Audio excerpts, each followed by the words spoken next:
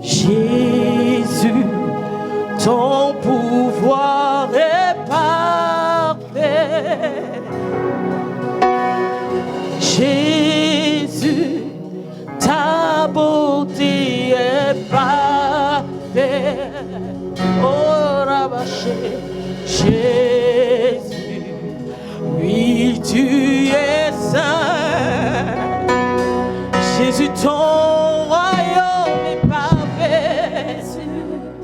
Ton royaume est parfait. Jésus, ton pouvoir. Jésus, ton pouvoir est parfait. Jésus, ta beauté. Jésus, ta beauté est parfaite. Jésus, tout en toi. Oui, tu es saint. Jésus, ta douceur est parfaite. Jésus, ta douceur est parfaite. Jésus, ta splendeur est parfaite.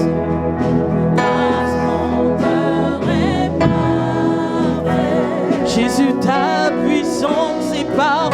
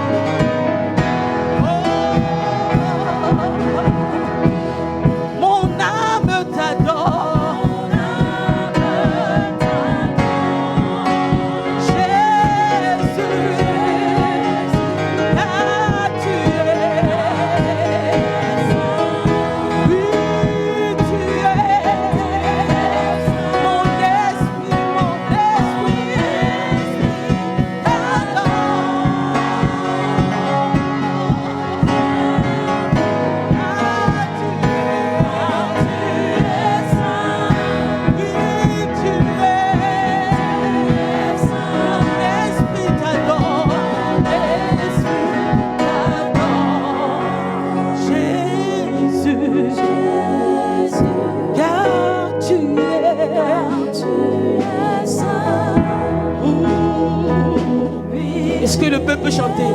Mes pensées t'adorent, mes pensées t'adorent. Oui, mes pensées t'adorent ce matin, Jésus. Car tu es. Oui, tu es.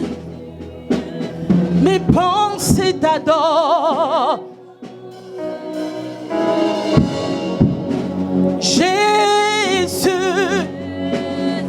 car tu es. Oui, tu es. Mon esprit t'adore. Jésus, car tu es saint. Oui, tu es. Mon âme t'adore.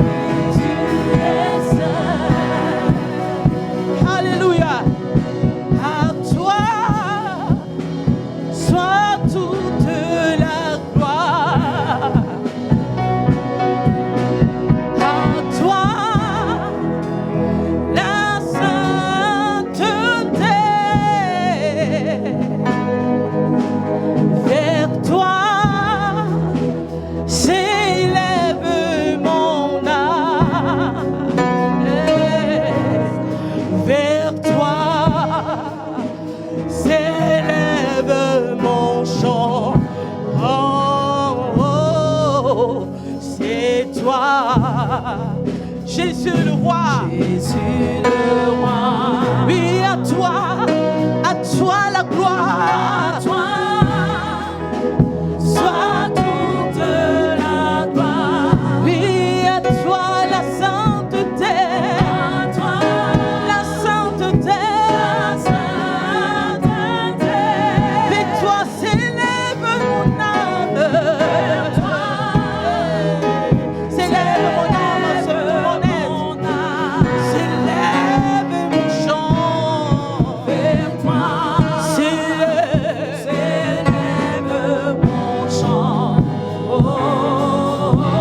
C'est toi, c'est toi, c'est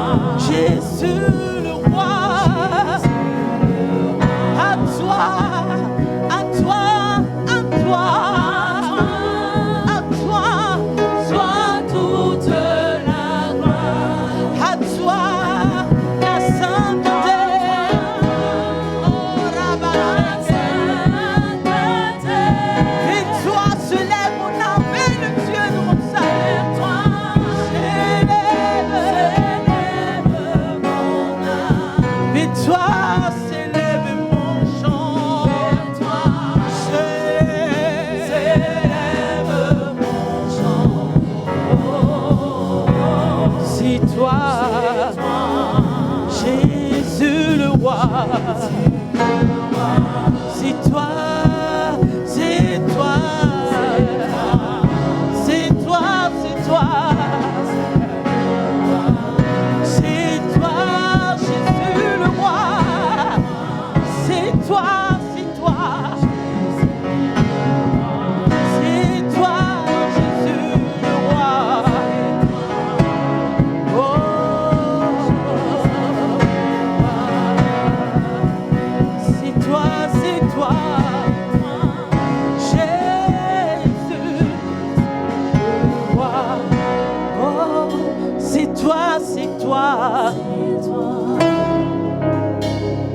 Jésus le roi, alléluia.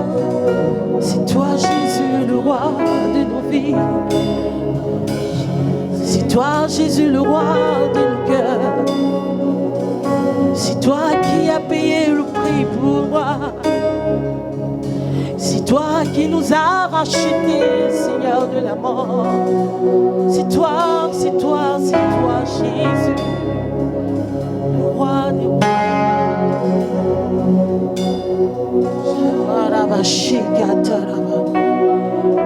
Nous élevons nos mains vers toi ce matin pour t'adorer,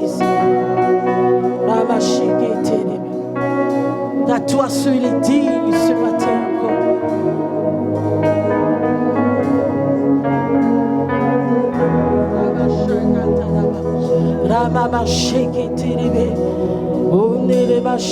Je lève les mains vers toi ce matin. Oh, gloire à toi, Seigneur. Oh, la puissance à toi. Force et autorité à notre roi ce matin. Tout pouvoir, Seigneur, est à toi. Toi qui nous as tout donné.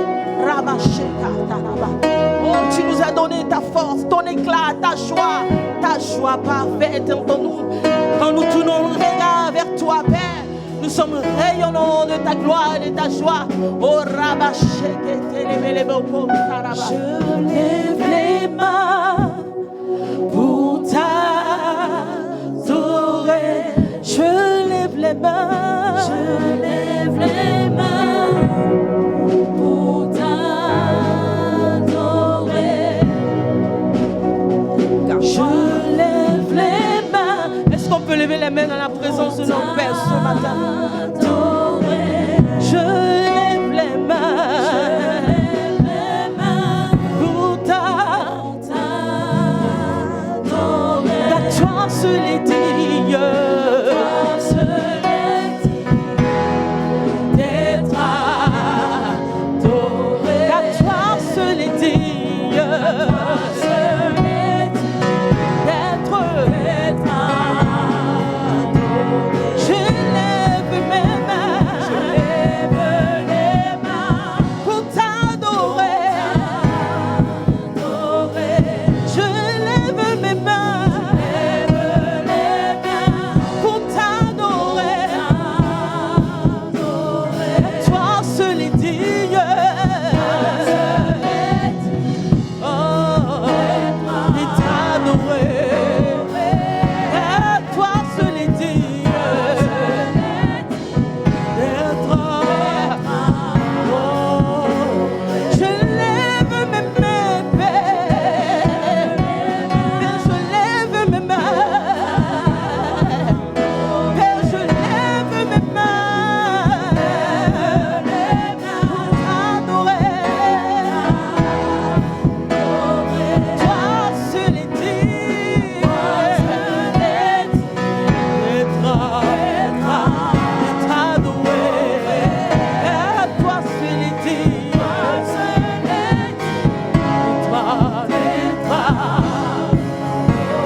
Je lève mon cœur pour t'adorer. Je lève mon cœur pour t'adorer. À toi seul est digne d'être adoré. Jésus, toi seul est digne. Toi seul est digne d'être adoré. Toi seul est digne d'être honoré. Jésus, toi seul est d'être honoré.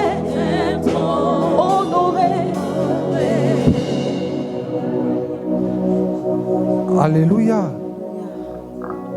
Que le nom du Seigneur soit glorifié, toujours et en tout lieu.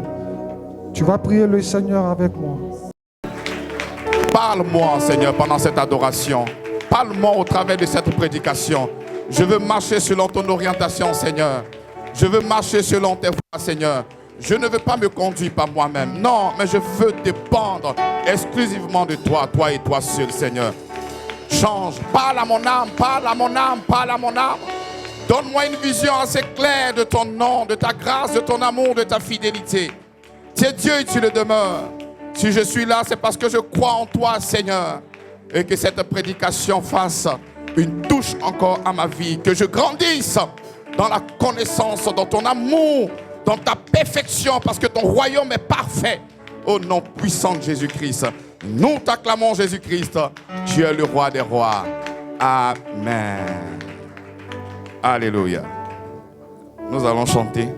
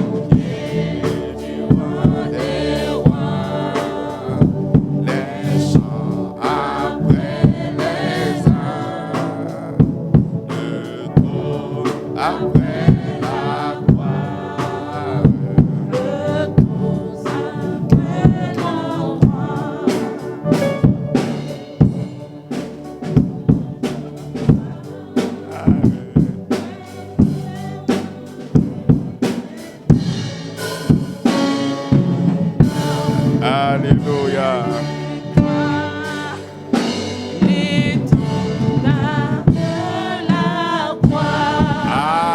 Alléluia.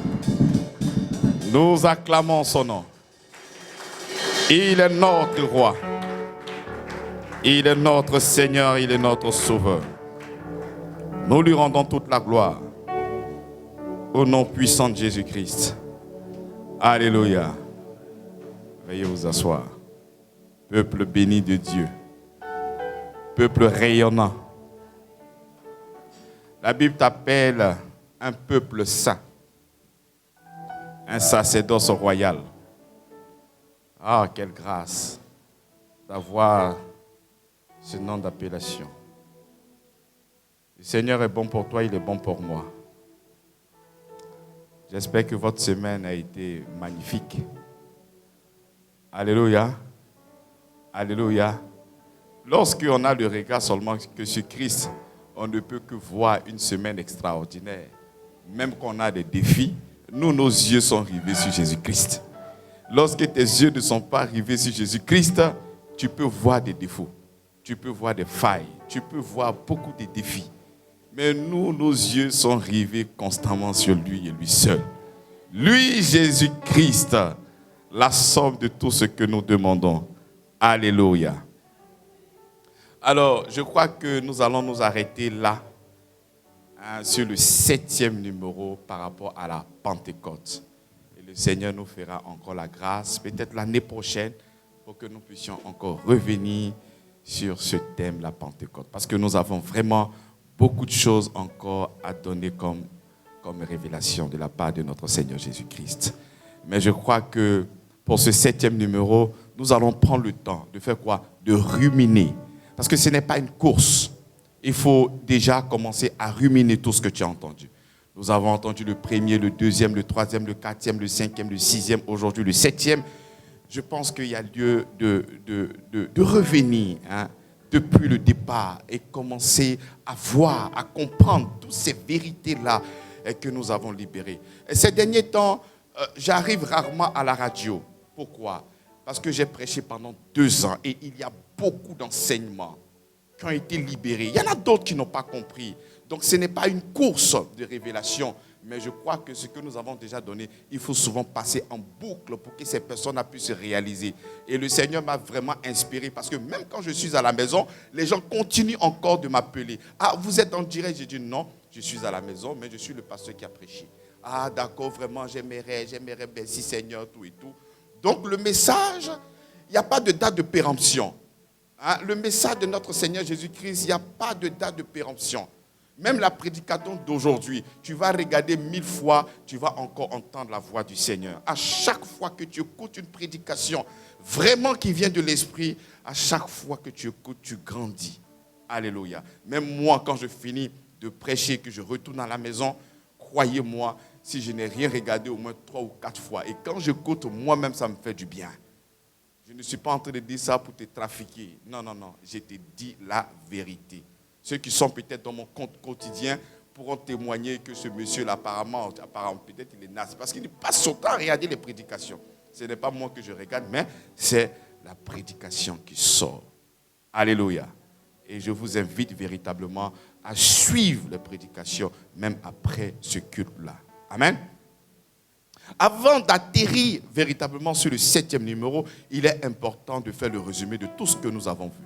Depuis le premier numéro jusqu'au 6e numéro, avant de pouvoir faire un pas, un saut au 7e numéro et clore ce séminaire de la Pentecôte cette année 2024. Alors, le premier numéro, qu'est-ce que nous avons dit? Nous avons assisté à la bénédiction la plus extraordinaire qui puisse exister. Dieu qui libère une bénédiction jamais libérée auparavant. Avec Adam, il était serviteur. Adam n'était pas le fils de Dieu.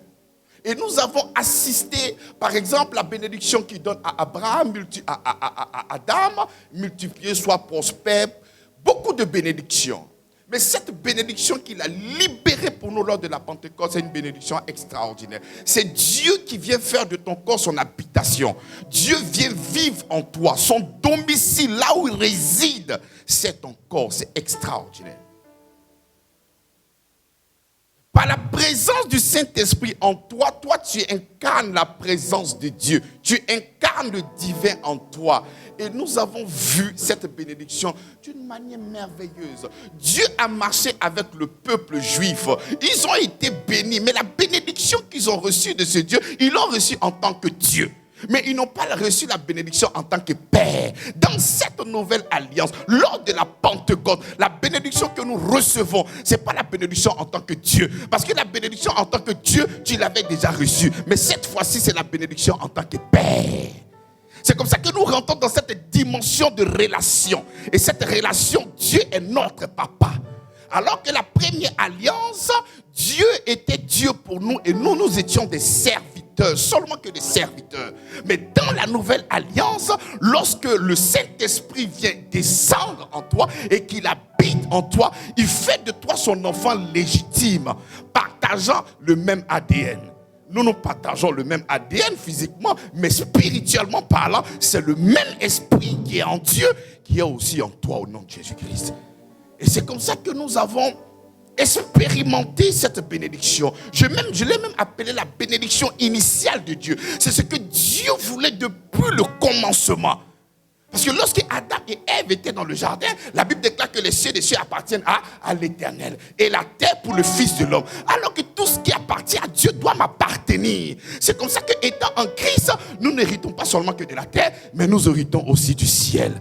Je n'ai pas entendu un amen. Je n'ai pas entendu un amen. Et c'est comme ça que la bénédiction, nous avons vu qu'elle était vraiment comment?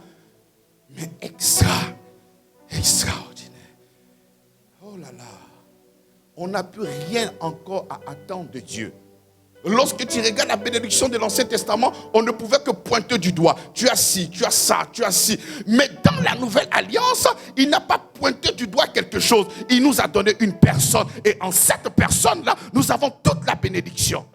Donc il ne va pas prendre le risque de pouvoir citer les bénédictions dans la Nouvelle Alliance parce que c'est Christ qui est la réponse à tous tes besoins. Donc la Nouvelle Alliance parle d'une personne. Et cette personne, c'est le Christ. Et en Christ, nous avons l'être, la vie et le mouvement.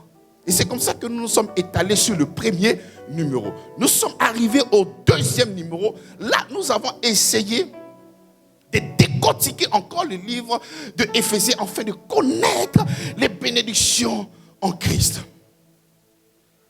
C'est comme ça que nous avons véritablement mis le curseur sur l'héritage. Lorsque le Saint-Esprit vient habiter en nous, nous comprenons que c'est l'héritage de notre Seigneur Jésus-Christ. Nous avons porté et nous portons l'héritage qui est la présence du Saint-Esprit en nous. Cet héritage n'est pas du matériel, c'est une personne. Parce que cette personne-là est héritier. Et il partage cet héritage-là avec nous. Donc tout ce qui appartient à Dieu m'appartient à moi. C'est comme ça que lorsque nous avons pris Éphésiens chapitre 1, à partir du verset 7 à 8, il dit en lui, nous avons la rédemption par son sang, la rémission des péchés, selon la richesse de sa grâce que Dieu a répandu abondamment sur toute espèce de sagesse et d'intelligence. Donc nous avons compris que étant en Christ, nous sommes comment? Nous sommes saints à cause des péchés qui sont totalement pardonnés. La rémission des péchés. Et donc ce n'est pas qu'une appellation. Nous sommes saints. Nous sommes saints en Jésus-Christ à cause de ce qu'il a fait pour nous, à cause de l'héritage que nous portons. Nous sommes saints. Ne crois pas qu'on te demande ici à grâce sur grâce de dire que tu es saint. Non, ce n'est pas ce que j'ai prêché. C'est ce que nous sommes devenus en Christ. Il y a des gens qui ne comprennent pas le passé, dit qu'on est saint. Donc moi ici, saint. Ça n'a rien à voir. Non, c'est ce que nous sommes devenus. Là, je suis en train de parler de ceux qui sont en Christ. Je ne parle pas des usurpateurs. Je ne parle pas des gens qui viennent se mélanger avec nous. Je parle de ceux et celles qui ont cru au Seigneur Jésus-Christ. Parce que lorsque nous croyons en lui, son esprit vient habiter en nous. Et quand son esprit vient, là où il y a le péché, il nettoie. Voilà pourquoi la Bible nous parle de la rémission des péchés. Toi, tu es considéré comme une personne qui n'a jamais péché. C'est ça la force de l'évangile. C'est ça la puissance de quoi? Mais de l'évangile. Donc nous avons mis l'accent sur quoi? Sur la sainteté. Du fait que nous sommes devenus comment? Saints. Et étant saint, tout à l'heure dans le chant disait que ton royaume est parfait. Mais c'est comme ça que tu es devenu. Lorsque la Bible déclare que nous sommes saints, mais il faut savoir que tout est saint en toi. Voilà pourquoi j'interdis à cette maladie de se proliférer au nom de Jésus-Christ. Parce que tu es saint. Ce n'est pas une appellation parce que je suis saint. Toi, la maladie, tu ne peux pas. Mais comment est-ce que toi, tu peux te proliférer? Comment est-ce que toi, tu vas pondre des œufs en moi? Dans un corps qui est saint, libère cette vie-là dans tous les compartiments de ma vie. Et c'est comme ça qu'il y a la prolifération de la vie au nom puissant de Jésus-Christ. De la même manière, on te dit que les insectes viennent pondre des œufs afin de se multiplier. C'est comme ça aussi que la grâce pond des grâces afin que tu sois aussi tout puissant. Au nom de Jésus-Christ. Et c'est comme ça que la Bible nous a montré que nous sommes comment? Mais que nous sommes saints. Saints. Et après, nous sommes arrivés au troisième numéro. C'est comme ça que nous avons dit. Ce n'est pas seulement qu'une appellation. Il ne faudrait pas dire que tu es saint parce que quand tu proclames que tu es saint, si tu es saint véritablement, il y a des choses qui sont connectées à celui qui est saint. La Bible parle du fruit de la sainteté. Amen ou pas amen? Donc lorsque nous proclamons que nous sommes enfants de Dieu, nous sommes saints. Et bien vrai que c'est vrai que ce n'est pas une appellation, c'est une vie. Le Christ, c'est une vie. L'héritage que nous avons reçu, c'est une personne qui est en nous. Et cette personne-là, elle est comment? Elle est sainte. Et nous avons démontré avec Jean chapitre 12, le verset 24. C'est là que nous avons vu une image assez claire de la Pentecôte. Et qu'est-ce qui s'est passé? On devait venir arrêter Jésus-Christ. Parce qu'il était seul. C'est lui qui prônait l'amour. C'est lui qui manifestait l'amour. Mais c'est lui qui faisait toutes choses. Et c'est comme ça que les gens voulaient venir le capturer. Les gens voulaient venir l'arrêter. Il dit, ne vous inquiétez de rien. Il n'y a aucun problème. Venez me prendre. Mais je vais faire quelque chose d'extraordinaire. Mais quelle était cette chose qu'il voulait faire? Il dit, si le grain de blé ne tombe et ne meurt, il reste seul. Mais s'il meurt, il devient comment? Plusieurs. Et c'est comme ça qu'il est allé en terre, afin de pouvoir produire une race. Et cette race, c'est toi et moi. Au nom de Jésus-Christ. Cette race, c'est toi et moi. Et la particularité de la terre, c'est que ce que tu as déposé en elle. Mais qu'est-ce que la terre a reçu? La terre a reçu le roi des rois. La terre a reçu Dieu créateur du ciel et de la terre. C'est comme ça qu'elle pourra produire ces évidences aussi dans ta vie. Voilà pourquoi nous assistons maintenant à des petits Jésus qui sont là présentement parmi nous. Et tout ce qui est vrai avec Jésus-Christ, mais c'est vrai avec toi. Donc on ne peut pas dire voici des choses que Jésus faisait et moi je ne peux pas faire. Voilà pourquoi lui-même de son présent, il dit vous ferez de grandes choses. Des choses que moi-même je n'ai pas pu faire, mais vous allez faire. Parce que vous avez le divin en vous. Ce qui faisait qu'il opérait dans les miracles, c'est le Saint-Esprit qui était en lui. Et ce Saint-Esprit-là, il est en toi. Et j'aimerais t'informer que le Saint-Esprit que tu as reçu, ce n'est pas un esprit inférieur. Parce que tu peux te dire, Jésus qui était tout puissant. Donc l'esprit qu'il incarnait, c'était la totalité de la puissance de Dieu. La Bible déclare que l'esprit qui a ressuscité Jésus, qui s'est entre les morts, c'est cet esprit-là qui habite en toi. Le même esprit qui se mouvait au-dessus des eaux, c'est ce même esprit-là qui est en toi. Ce même esprit qui a créé les cieux et la terre, c'est ce même esprit-là qui est en toi. Mais tout est proportionnel à la vérité de l'évangile que tu as. Parce que si tu n'es pas informé, quoi que tu sois riche, mais on peut sentir encore une très grande carence. Voilà pourquoi la Bible nous pousse à le connaître véritablement. Au 4e numéro, nous avons mis encore en évidence l'héritage dans sa totalité, dans sa globalité. Donc lorsque nous sommes en train de parler d'héritage, ne parlons pas seulement de tout ce qui est doux, de tout ce qui est comme gloire, tout ce qui est comme succès. Lorsque nous allons imposer les mains aux malades, les malades seront guéris. Lorsque je vais déclarer une chose, les choses seront parfaites. Et nous avons vu que l'héritage, ce n'est pas seulement ça. Il y a aussi les souffrances de Christ. C'est comme ça que nous avons pris le livre de Romains chapitre 8, le verset 17 à 18. Il dit, or, si nous sommes enfants, nous sommes aussi héritiers. Héritier de Dieu et co-héritier de Christ. Si toutefois, nous souffrons avec. Si quoi? Si quoi? Si nous souffrons avec. Et nous serons glorifiés. Et nous avons mis le curseur sur 3 mots. Héritage, souffrance, glorification. Mais voici des gens qui veulent l'héritage, qui veulent la glorification, mais ils disent souffrance là, Seigneur, moi, il ne fait rien à ça.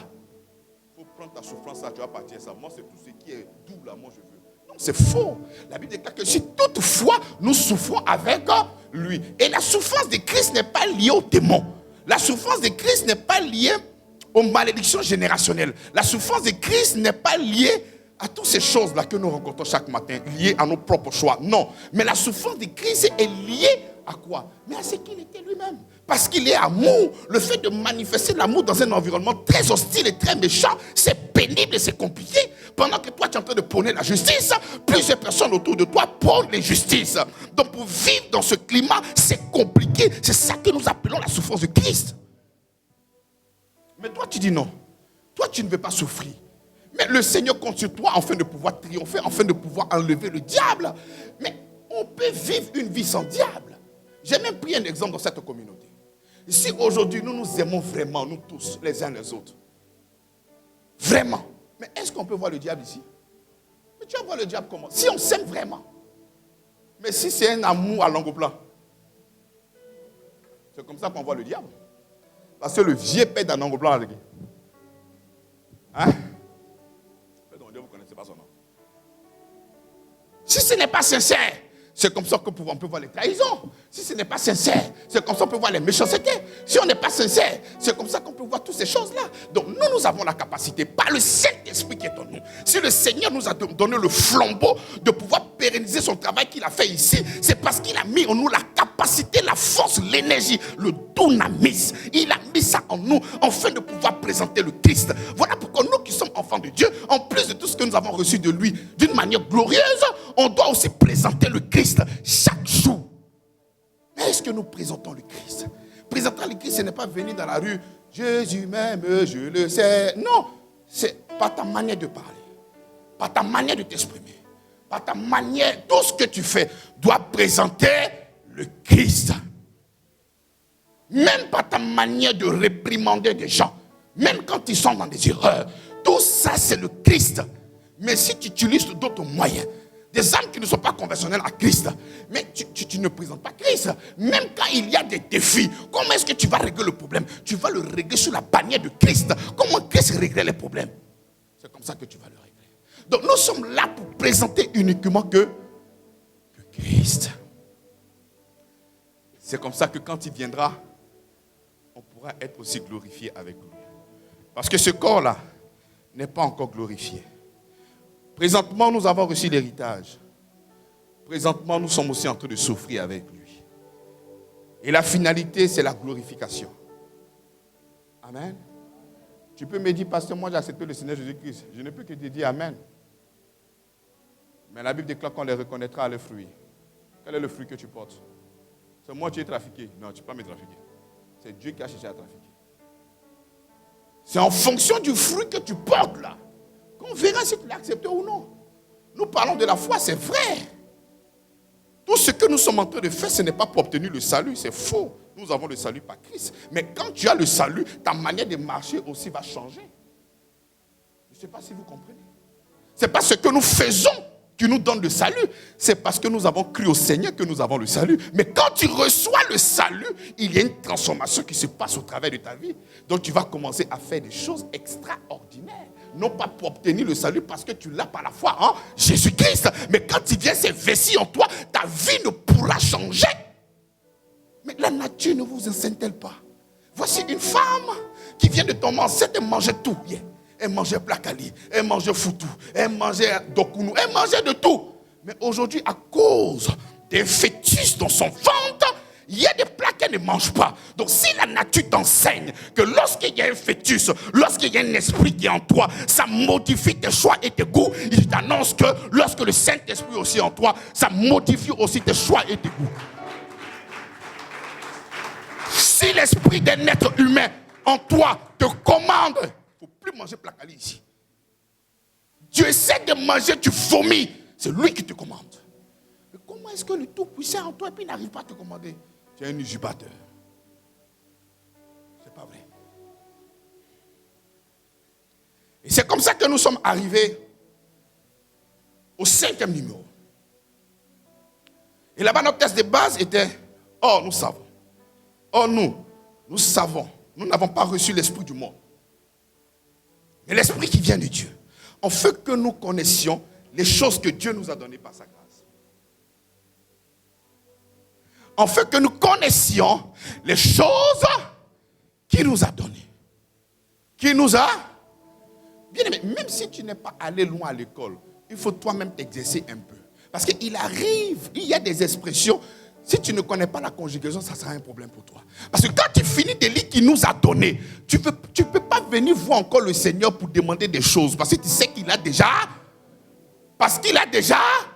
Mais comment nous voyons des gens qui passent le temps à courir? Seigneur, donne-moi, Seigneur, donne-moi, Seigneur, donne-moi, Seigneur, donne-moi. C'est-à-dire toute ta prière, si nous devons vraiment synthétiser tes paroles sur une heure de temps, Seigneur, donne-moi, Seigneur, donne-moi. De l'autre côté aussi, j'étais déjà donné, j'étais déjà donné, j'étais déjà donné. Donc ce sera maintenant un concours de concert. Parce que pendant que tu dis Seigneur, donne-moi, il répond, j'étais déjà donné.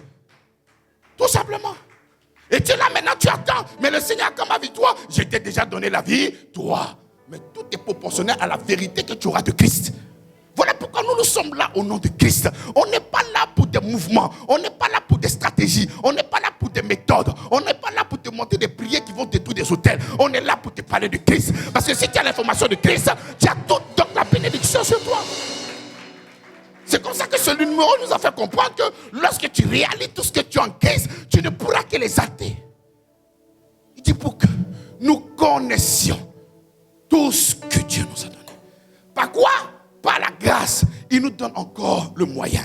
Ce n'est pas par la loi, ce n'est pas par ta capacité, ce n'est pas par ce que tu fais, mais il nous donne par la grâce. Qu'est-ce que grâce veut dire? Grâce veut dire Jésus-Christ.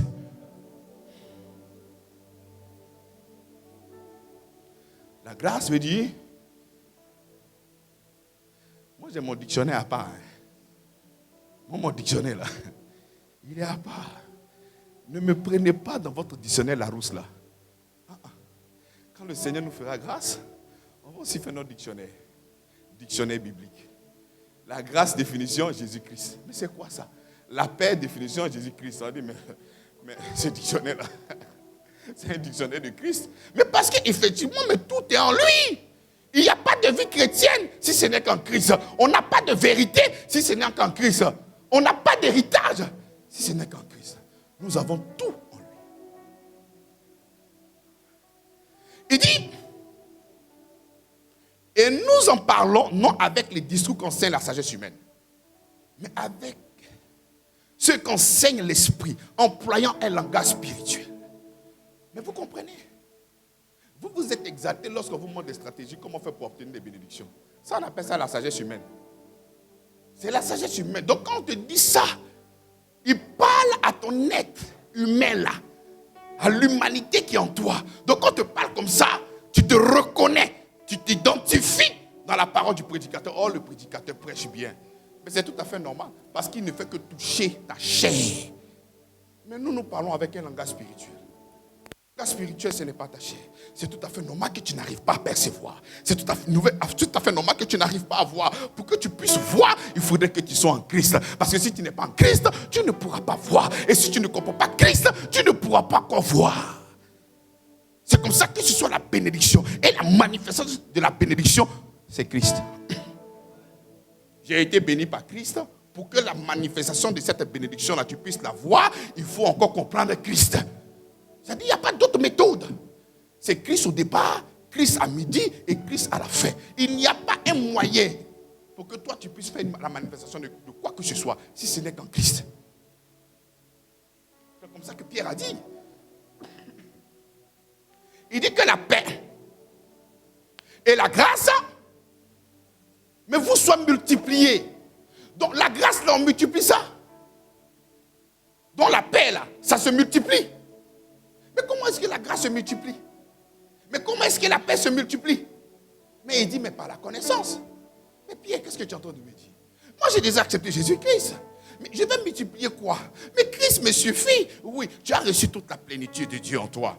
Mais la plénitude de Dieu en toi ne pourra que fonctionner lorsque tu vas réaliser ce que toi tu as reçu en Christ. C'est pour ça que le Saint-Esprit, quand il vient pour nous révéler ce qui est déjà enfoui en nous. On a pris même la parcelle des gens qui sont riches. Il y a du béton, il y a du diamant, il y a tout ce qui est dans la terre. Mais tu peux voir ces personnes en train de courir ça et là, en train de pleurer parce qu'ils n'ont pas d'argent. Mais est-ce que ces personnes-là sont pauvres? Mais ces personnes-là sont riches. Mais si on doit localiser la pauvreté à quel niveau? C'est au niveau de l'esprit. C'est parce que la personne ne connaît pas. Mais le jour qu'elle réalisera ce qui est dans sa terre, c'est ce jour-là qu'elle aura l'argent. Donc le problème, ce n'est pas les démons. Le problème, ce ne sont pas les féticheurs. C'est-à-dire, si le démon du village mettait ces personnes-là dans la pauvreté, mais en réalité, qu'est-ce que le diable fait?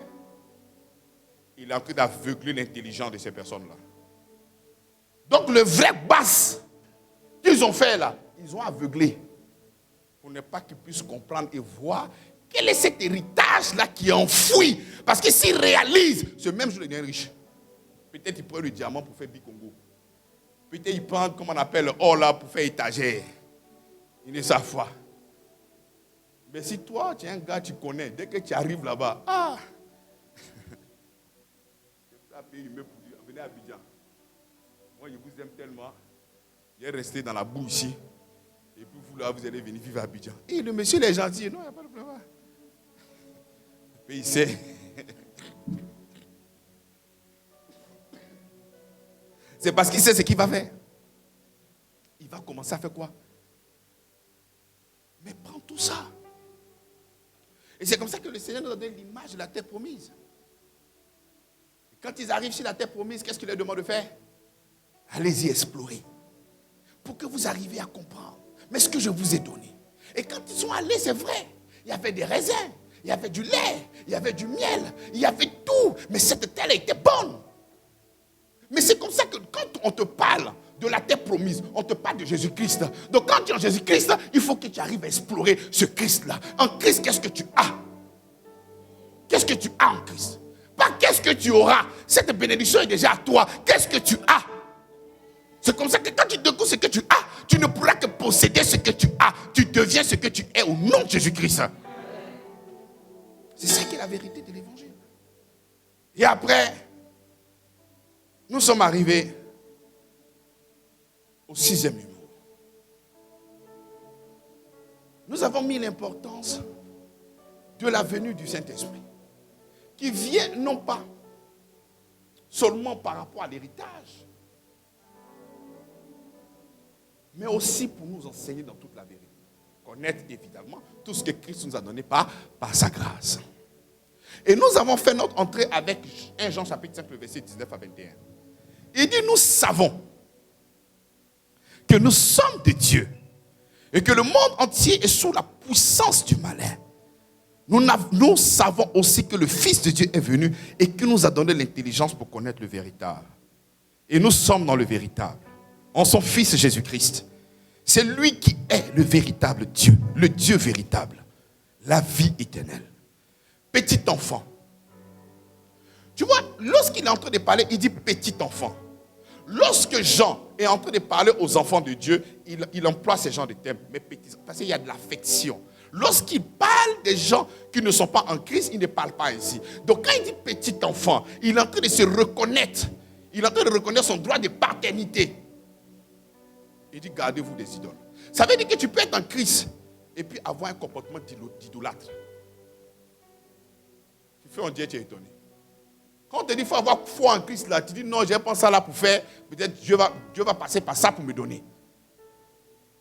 Quand on te dit que le seul sacrifice qui a été donné pour ta délivrance, c'est Christ, tu dis non, toi tu vas faire autre chose. Pour que Christ le fasse bien. Parce que son œuvre à lui seul ne peut pas véritablement nous délivrer. Il faudrait que nous arrivions à produire certaines choses pour qu'il puisse nous bénir. C'est de l'idolâtrie. Il dit petit enfant, gardez-vous des idoles. Gardez-vous. Donc voilà pourquoi toute chose dans le but de recevoir, qui n'a pas pour fondement Christ, c'est de l'idolâtrie. Voilà pourquoi je vous ai enseigné que comme le diable, son désir c'est d'être adoré. Son désir c'est d'avoir la première place. Fait de lui le centre. Il est venu nous pourchasser. Il est venu pour nous tuer. Il est venu pour nous massacrer. Et pendant qu'il est en train de nous massacrer, il va venir maintenant de l'autre côté sous forme de génie. Et quand maintenant la famille a un problème, on dit non, c'est Tanoué. C'est Tanoué qui vient de sauver notre famille. C'est le bois là qui vient de sauver notre famille. C'est la rivière là qui vient de sauver notre famille. Parce que puisque c'est lui qui pourchasse, lui veut que tu l'adores. Mais tu ne peux pas adorer celui qui te pourchasse. Parce que tu auras une idée qu'il est mauvais, n'est-ce pas? Donc il vient sur un autre angle qu'il est génie. Ou bien s'il n'est pas génie, il vient et dit je suis Dieu. Et tu commences à l'adorer. Voilà pourquoi nos parents, lorsqu'on leur parle de Christ, ils disent ça c'est Dieu des Blancs. Mais pourquoi? Parce qu'il a eu du réconfort. Ce génie-là qui a protégé sa famille, qui a protégé ses enfants, qui a protégé son village. Et tous les jours, il adore. Donc pourquoi, diantre, tu me demandes de laisser les dieux de mes ancêtres et venir suivre le Dieu des Blancs? Ce n'est pas une question de Dieu des Blancs. C'est un usurpateur. Voilà pourquoi la Bible dit, le Seigneur nous a donné l'intelligence, la sagesse, en fait que nous connaissions le véritable. Et le véritable, c'est Jésus-Christ. C'est lui la vie. C'est lui le Dieu véritable. Et la vie éternelle. En dehors de lui, toute approche, elle est diabolico-satanico. Il n'y a pas autre chose. C'est comme ça que le Seigneur, par l'intelligence et la sagesse, vient nous révéler le Christ. Tout ce dont tu as besoin, frère. Je ne sais pas quelles sont tes attentes. Je ne sais pas si c'est une maladie qui te ronge. Je ne sais pas si c'est... Mais en lui, tu l'as. En lui, tu l'as. Mais tout dépend de la confiance que tu pourras manifester. Parce que tu peux ne pas croire. Hein? Tu peux ne pas croire. Alors que pour que ça marche, ces choses-là, mais il faudrait que tu arrives à croire. Et lorsque tu ne crois pas, c'est bizarre. Donc nous avons compris jusqu'à là que le Seigneur nous a tout donné. Donc si toi tu parles de la vie chrétienne et que tu parles en termes d'arracher, je vais aller arracher ma bénédiction, laisse-moi te dire que tu ne comprends pas encore le Seigneur Jésus-Christ. Parce que ce n'est pas une question d'arracher. Parce qu'il t'a déjà tout donné. Et c'est lui qui est le garant de ce qu'il t'a donné, c'est lui. Et il n'y a aucune personne qui peut venir ravir cette bénédiction de sa main. Il n'y a pas aucun, ça n'existe pas. Ce qui fait que tu n'arrives pas à voir, c'est parce que tu ne lui accordes pas vraiment d'importance. Voici le véritable problème. Arrêtez de fatiguer les hommes de Dieu. Il y a des gens, mais peut-être après la prédication, ils ont moins 15 huiles d'onction. Faites comme si... Mais c'est pour ça que vous n'êtes pas à l'heure. C'est pour ça que vous avez double vie. Mais vous pensez que c'est la pluralité des pasteurs là qui vont faire quelque chose, il faut prendre l'homme de Dieu le plus puissant. Si tu veux, il faut te déplacer, prédicateur de la grâce fois 100. Si ce qui te dit là, tu ne crois pas là, tu vas rester là.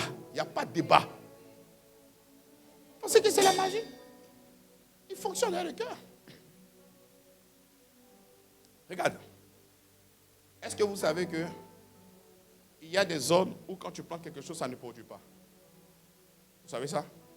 Il y a des zones, lorsque tu mets certaines graines, ça ne donne pas avec beaucoup d'abondance. Vous savez ça? Donc c'est vrai que c'est la graine qui t'est mise, ce qui pousse. Mais la terre a cette capacité de donner en abondance ce que tu as sémé. Et la terre, c'est le cœur. Une fois que tu reçois la parole avec foi, abnégation, détermination, les choses seront extraordinaires au nom de Jésus-Christ. Même la nature nous enseigne. L'automatisme, dès que la terre reçoit cette parole-là, il y a le miracle qui ne pourra que se manifester. Mais toi, tu prends la parole là, comme amusement. Tout ce que toi tu veux, tu espères que quand le pasteur va passer, il va toucher ta tête. C'est pour ça que je ne suis même pas pressé pour tout ça. Si tu ne comprends pas la parole là, il n'y aura rien. Il faut comprendre par là. C'est éducation. Ah, pasteur, il ne me pose jamais la main. Tu veux faire quoi, ma main? Hein? La parole là, tu as fini de comprendre? Hein? C'est le Seigneur qui nous a dit, il ne faut pas te précipiter. Tu dois te précipiter à enseigner. Précipite-toi à enseigner. Et quand tu vas voir ceux et celles qui ont reçu cette parole-là avec amour, les positions se mettent seront là. Donc précipitez-vous à comprendre la parole de l'évangile. Arrêtez votre truc de magie là. Alors voici un peu le résumé de tout ceci. Prédication que nous avons vue. On croit en pratiquement 2 mois. Et aujourd'hui, c'est le 7e. Il y a encore beaucoup de choses. Mais je crois que pour vous aider un peu, on va changer de thème. Pour passer à une autre portion. Mais avant de quitter là, on va donner la clé de tout. Le résumé de tout ce que nous avons reçu. Aujourd'hui, tu vas le recevoir. Amen. Alors, nous allons prendre Actes, chapitre 1, à partir du verset 6.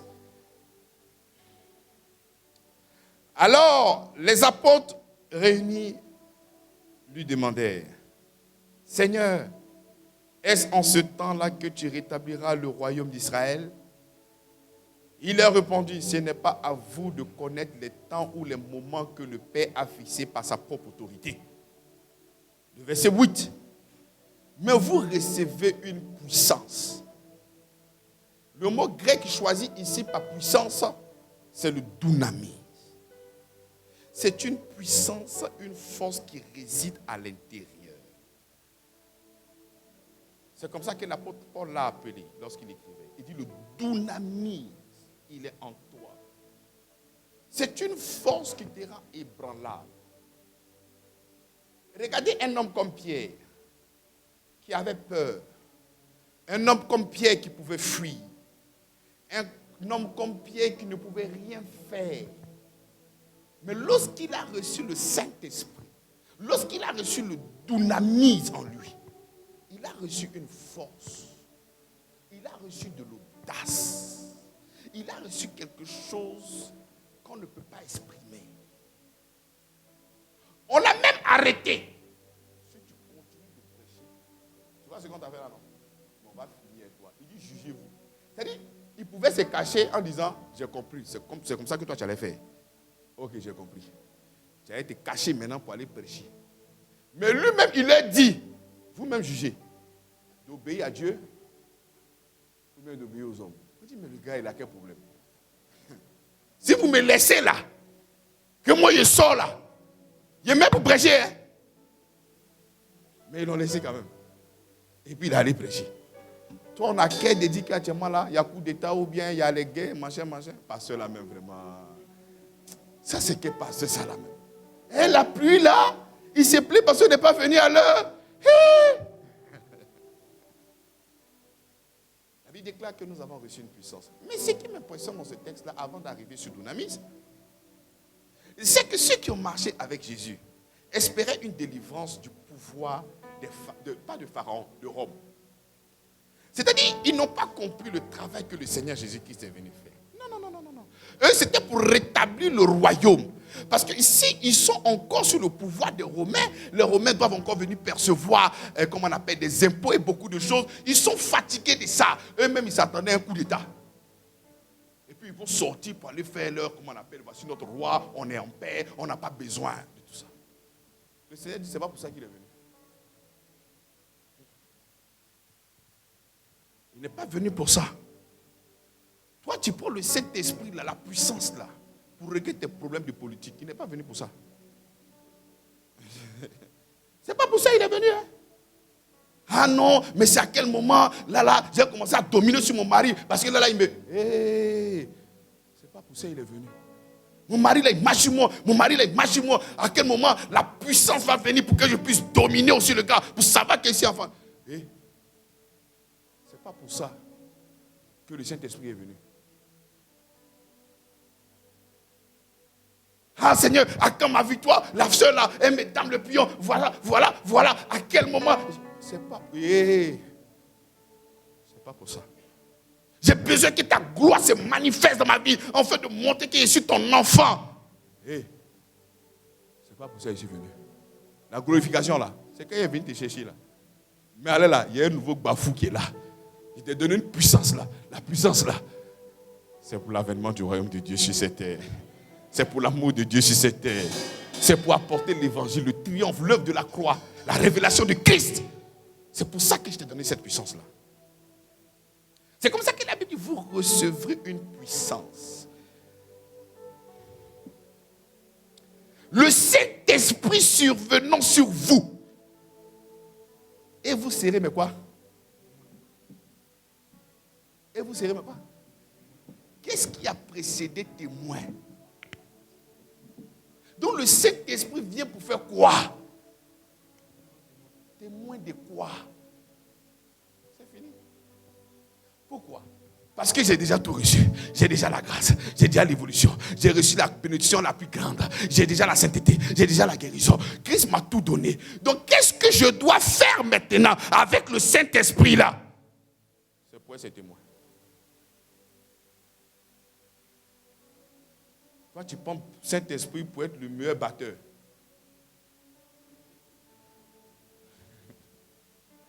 Il a pris un faux coup.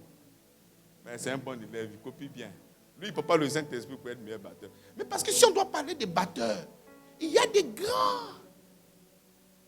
Il y a le batteur de Michael Jackson, mais quand il te frappe la batterie, toi-même tu es là et puis tu es là, même tu es en train de bouger. On sent que le vieil homme là, souvent il va revenir.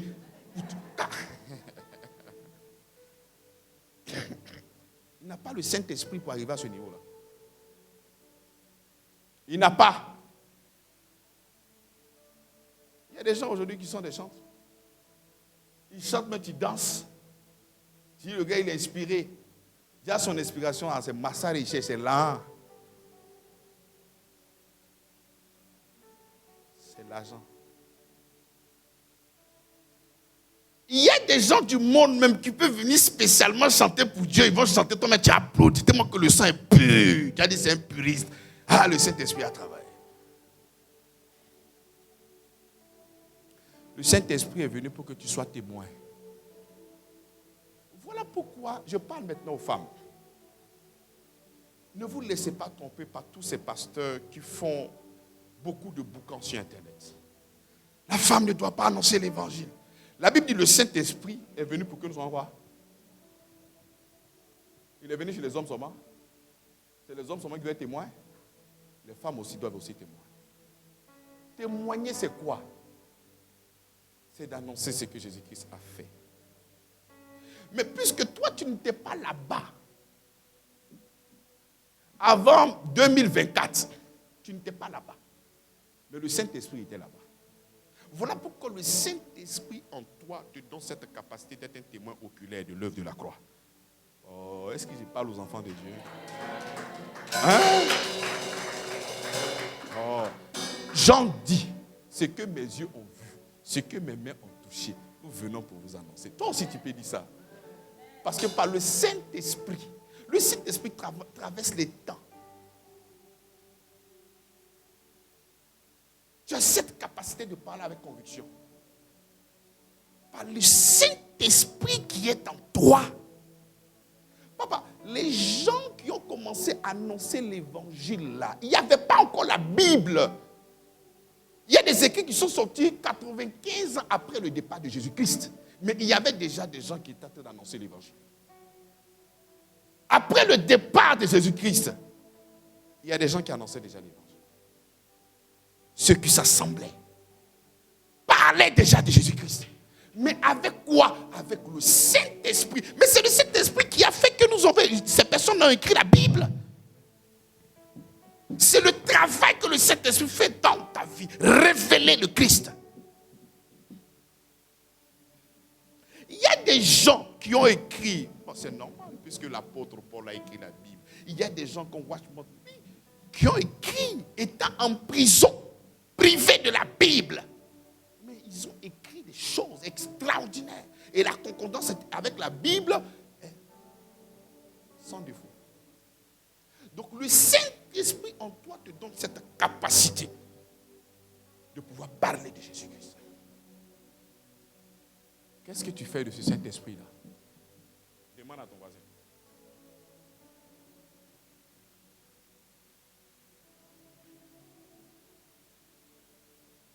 Non, le Saint-Esprit m'a inspiré pour acheter cette robe-là. Il faut dire que ce n'est pas son rôle. Dis-lui.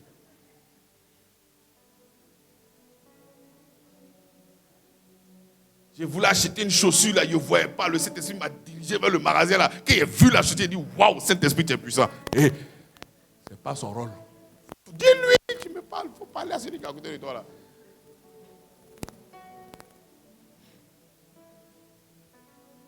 Ce n'est pas son rôle.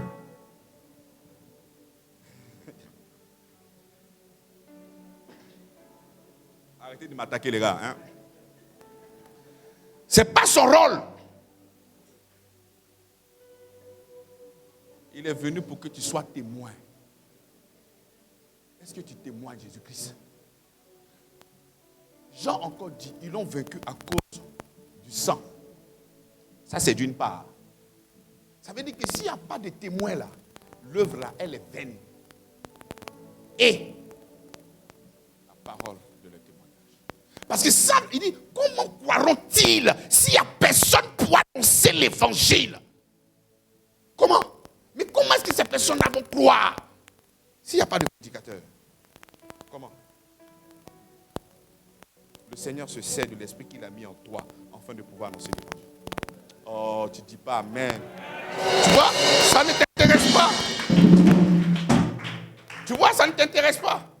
Si je libère, le Saint-Esprit t'a donné la guérison. Amen. Tu penses à ton coco au Seigneur. Amen. Tu penses à ta petite maladie là. Ça, tu reçois. On te dit le Saint-Esprit pour témoigner.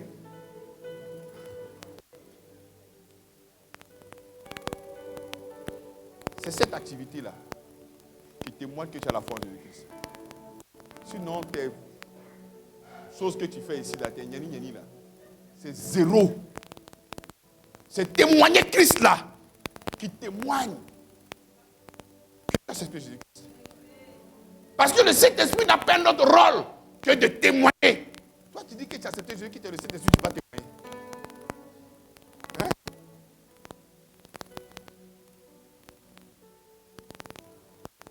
Il a dit que le Saint-Esprit est venu pour que tu puisses prier pendant 24 heures. Il a dit que le Saint-Esprit est venu pour quoi? Pour vos choses que vous faites là. Pour jeûner, pour détruire les autels. Le Saint, enfin si tu as le Saint-Esprit. Il y a des gens, ils veulent tellement se sentir enfants de Dieu qu'ils apportent le parler en langue au téléphone. Dès qu'ils apportent, je suis maintenant enfant de Dieu. Le Saint-Esprit ne s'est pas venu pour ça. Le Saint-Esprit là, il est venu pour que tu puisses témoigner le Christ. Pose la question à ton frère, est-ce que tu témoignes de Christ? Non. Quand je te demande de te dire là, il faut exiger une réponse et c'est pas comme ça. C'est une conversation. Est-ce que tu témoignes de Christ? Il doit te répondre.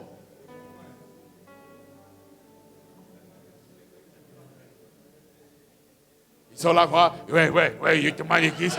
Des plaisanter. Est-ce que tu témoignes de Christ? Tu ne témoignes pas de Christ, tu témoignes de tes biens. Tu témoignes de ta gloire. Tu témoignes de ta puissance de frappe. Tu témoignes que toi, tu es un homme dur.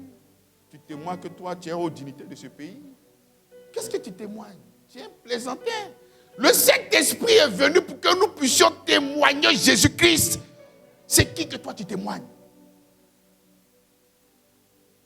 Il y a des gens qui t'ont rendu service. C'est-à-dire tu cites le nom de la personne jusqu'à ton merci ne finit pas. Même pour Jésus, tu ne fais pas ça. Pour Jésus qui t'a donné la vie là, tu ne fais pas ça. Mais c'est pour l'homme là, son merci ne finit pas. Tous les jours merci. Tous les jours merci. Tous les jours merci. Je ne suis pas en train de dire que c'est mauvais. Dis merci. Ça c'est la culture du respect, de l'intelligence et de tout ce que tu peux imaginer. Mais le rôle du Saint-Esprit, c'est pour que nous soyons des témoins. On doit témoigner l'œuvre de la croix. Maman Monique, c'est une grande femme d'affaires. Maman Monique, est-ce que tu témoignes Christ? Elle m'a fui, elle est partie à Zopé. Elle allait faire business. Elle m'a appelé parce que si tu es malade, tu vois, il faut rester auprès de moi. Elle dit, viens, il ne bouge plus. Elle est venue, elle est là. Est-ce que tu témoignes Christ? Il ne faut pas croire qu'on dit ministère, on est venu, on va servir, je suis venu soutenir le pasteur, tu ne me soutiens pas. Il ne faut pas me soutenir, il faut soutenir Jésus-Christ. Il y a trop de langage comme ça. Non, je suis venu pour soutenir le pasteur. Il faut soutenir Jésus-Christ. On est là pour lui, on est là pour témoigner. Il a fait un enseignant, il a fait un docteur, afin de vous fournir le matériel pour que vous puissiez aller annoncer l'évangile. Tu viens me soutenir pourquoi? Il faut venir annoncer Christ, c'est ce qu'il a dit. Ton amen ne peut pas sortir, c'est compliqué. Les gars, ils n'aiment pas ça.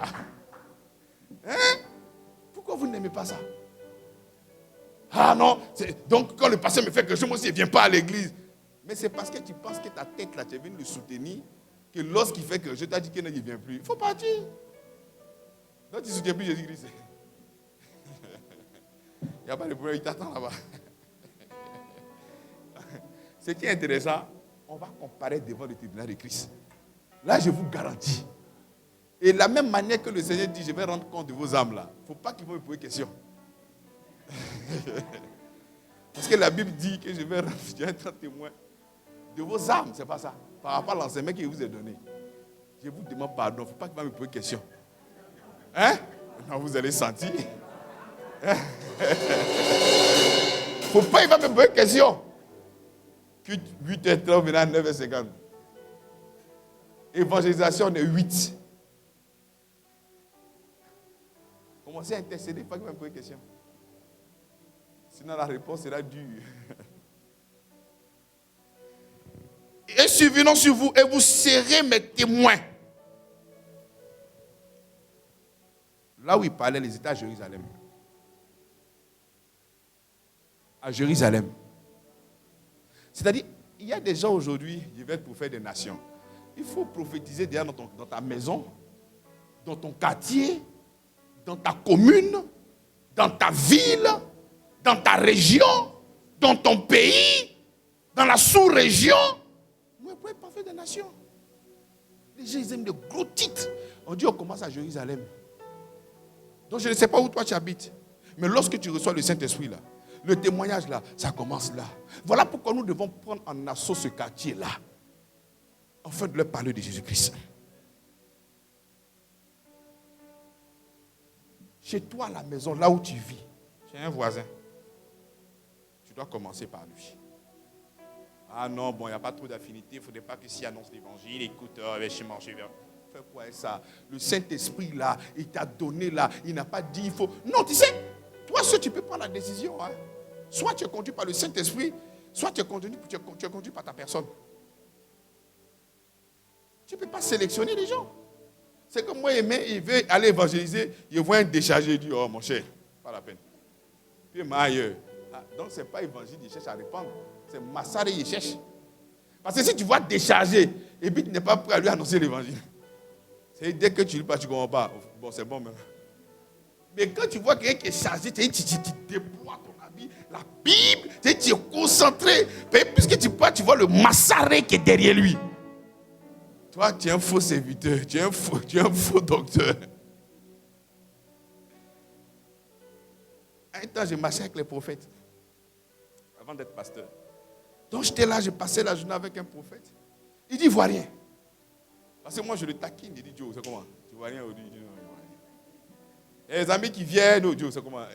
Oh, mais il dit, il ne voit pas. C'est le Seigneur qui déclenche. Une fois qu'il voit quelque chose, j'ai dit, il n'y a pas de problème, il ne faut pas t'inquiéter. Et puis il y a ma cousine qui est venue. Elle est claire comme ça, belle femme. Dès qu'il a vu l'onction est montée, il dit, voilà, il faut arrêter bêtises. tu vois quoi? Il dit là, l'œil est ouvert. Le thé a déclenché l'onction. Bien aimé, c'est un serviteur de ses propres intérêts. Nous sommes serviteurs de Jésus-Christ. Lorsque l'apôtre Paul dit, je suis serviteur de Jésus-Christ, ce n'est pas anodin. C'est parce qu'il y a plusieurs personnes qui ne sont pas serviteurs de Jésus-Christ. Ils sont serviteurs de leur propre personne. Parce que quand tu es serviteur de Jésus-Christ, c'est ce que Jésus-Christ te demande de faire que tu fais. Mais serviteur, tu sais quelqu'un. Qu'est-ce que cette personne t'a donné comme orientation? Il dit, va annoncer l'évangile. Commence à Jérusalem. Pour ceux qui sont à Jérusalem, ne demande pas tellement de prendre avion pour aller à Jérusalem. Toi, tu as reçu soit peut-être ici ou chez toi à la maison ou ton travail. Tu commences à annoncer l'évangile là-bas. Voilà pourquoi quand on a commencé l'évangélisation, je vois des gens qui ont fait le programme loin. J'ai dit, mais est-ce qu'on a fini ici? Là, est-ce qu'on a fini? Il y a plusieurs personnes aujourd'hui. Il y a au moins 5 personnes qui sont venues ici. Ah, je suis de la cité. Je ne savais même pas qu'il y avait une église. Ça veut dire qu'on n'a encore rien fait. Ça veut dire qu'on est encore responsable d'évangélisation. Ça veut dire qu'on a encore mais rien fait. On ne peut pas être dans cette cité-là et des gens sont étonnés. Ah, il y a une église ici. Mais ça veut dire qu'on dort. Si moi, le pasteur, je dois prendre mon temps. Vous savez, la grâce, il faut beaucoup de temps de méditation. Et je vous avoue que mes temps de méditation sont nettement supérieurs à mes temps de prière. Il arrive par moment même, je ne prie même pas. Parce que la méditation, elle est capitale pour le message que je prêche. J'ai besoin de méditer pour ne pas venir raconter de n'importe quoi. Reconsidérer beaucoup de choses qu'on nous a enseignées, qui est dans vos esprits, dans vos têtes. Donc mon temps de méditation, souvent, c'est trop. Il faut méditer. Afin de faire quoi? Afin de pouvoir annoncer l'évangile. Donc, si je dois prendre tout ce temps-là pour méditer, régler les défis au téléphone, prier pour les gens au téléphone, régler là, dans tout ça, même quand tu loupes l'appel d'une personne, on pense que le pasteur ne l'aime pas. Quand tu finis de tout ça, tu dois maintenant venir ici, libérer la parole, prêcher et jouer le rôle de papa. Et après, jouer encore le rôle de quelqu'un qui a des petites affaires. Maintenant, si toi, tu ne te lèves pas pour aller annoncer l'évangile, que tu attends encore le pasteur, mais toi, tu sers maintenant à quoi? Dis-moi, tu sers à quoi? Si c'est ça, je laisse la prédication. Tout ce temps que j'ai, je laisse. Je vais évangéliser. Et puis toi, tu viens jouer ce rôle-là. C'est ce que tu veux. Il y a des gens même qui rêvent de venir prêcher. C'est une bonne nouvelle parce que tous ceux qui veulent et qui vont apprendre vont venir. Mais déjà, ton premier pupitre, c'est ton téléphone où tu peux mettre la caméra et annoncer Jésus-Christ. Au lieu de mettre les gags en statue ou les moqueries ou bien les comédiens en statue, là, tu peux déjà mettre ça. Et les gens seront édifiés par ce que tu as entendu ici. Il y a d'autres qui posent la caméra et ils dansent. Mais tu peux prendre ce temps-là pour annoncer. Ceux qui dansent, ils vous saluent. Je ne suis pas contre vous. C'est le Seigneur qui inspire. Donc si ça fait mal, Yako. Il y en a d'autres, quand on les lime au travail, c'est là maintenant on est des poètes. Un jour, les gens qui donnent des messages visés sur Facebook ou bien sur WhatsApp là, je vous salue. Le seul message visé que nous avons là, c'est Jésus-Christ. Il faut viser les pains. Il ne faut pas viser autre chose. Nous sommes dans une déformation extraordinaire. Pourtant, la Bible nous appelle des témoins. Tu es un témoin. Le Saint-Esprit vient pour que nous soyons des témoins. Pour pouvoir parler de lui. Pas de ton expérience. Ah, fais quoi ton expérience? C'est vrai. Après avoir annoncé l'évangile, tu peux donner des conseils, tels que tu as marché avec le Seigneur, tout et tout.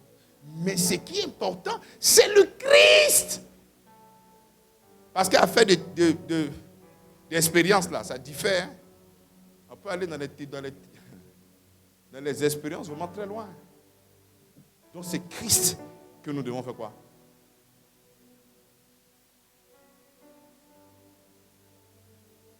On va prendre Luc 10, 19. Luc 10, 19. Il dit, voici, je vous ai donné le pouvoir de marcher sur les serpents et les scorpions et sur toute la puissance de l'ennemi, et rien ne pourra vous nuire. En 2014, j'ai une cellule de prière chez moi à la maison. Je reçois certaines personnes. Mais toi là, les gens viennent prier chez toi. Est-ce que tu es prêt spirituellement? Parce que les esprits qu'on va délivrer de ces personnes, ils vont venir te combattre la nuit. Vous avez déjà sûrement entendu ce genre de choses-là, non? Mais là, tu es pasteur, tu es en train de construire la foi. Mais les gens vont t'attaquer. Ce qu'ils disent, ce n'est pas faux. Mais il ne faudrait pas que tu aies peur. Parce que la Bible dit, voici, je vous ai donné le... De faire quoi? Tu peux même avoir des plans d'évangélisation en ville. Mais quand quelqu'un va te dire, mais tu peux aller faire au village, petit onction que Dieu m'a donné la terre, c'est ici. Au village, là, les gars, ils sont trop près. La Bible déclare qu'il nous a donné le pouvoir. Enfin, il est en train de te faire comprendre qu'il n'y a pas un endroit où tu ne vas pas te rendre. Parce que le fait qu'il soit avec toi, aucune puissance des ténèbres ne pourra s'élever contre toi. Rien. Parce qu'il t'a donné le quoi? Il t'a donné le quoi? Il y a certaines personnes qui parlent de Jésus-Christ, mais ces personnes-là ont peur d'arriver dans certains endroits. Parce que là-bas, là, ce sont des démons très coriaces et très puissants. Je n'ai pas envie de m'exhiber. Je n'ai pas envie qu'ils puissent m'humilier. Je suis en train de donner la réponse à ces gens de questions qui vont se lever demain dans ton esprit. Non, je ne peux pas y aller. Non, je ne peux pas y aller. Parce que là-bas, ça sera trop fort pour moi. Là-bas, ça sera compliqué pour moi. Le Seigneur est avec toi. Parce qu'il t'a déjà donné le pouvoir. Il dit, je t'ai déjà donné le pouvoir. Et là, quand il est en train de parler en Luc, nous sommes en train de parler à un pouvoir qui les accompagne. Mais nous, après l'œuvre de Jésus-Christ, nous avons cette puissance-là en nous. Ce pouvoir et cette puissance-là en nous. Qui nous accompagne chaque jour et qui est en nous. Voilà pourquoi j'ai dit tout ce qui s'est passé dans la Bible, ce n'est pas anodin. Lorsque tu vois un serpent en train de mordre, un serpent venimeux qui mord Paul et qui ne cherche pas à mettre un garrot, qui enlève seulement que le serpent continue à apporter l'évangile, c'est parce qu'il a la conscience que Dieu lui a donné le pouvoir de marcher sur les serpents et les scorpions et rien ne pourra. Donc il a la conscience de ce que en Christ, il a quoi? Il a le pouvoir. Il y a des gens qui sont chrétiens, ils marchent. Et puis ils n'ont pas vu le canari, ils ont marché dessus. Hé, Seigneur, ta puissance. J'ai détruit. Oh, si Dieu devait attendre toi ta décision, alors toi tu es déjà mort. Il dit qu'il t'a donné le pouvoir.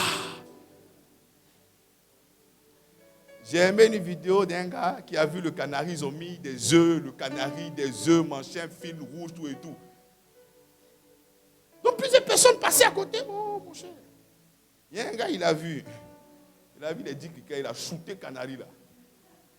Bon, je ne sais pas c'est quelle fois qu'il a précédé. C'est la foi du déchargement, de la faim, mais c'est la foi en Christ.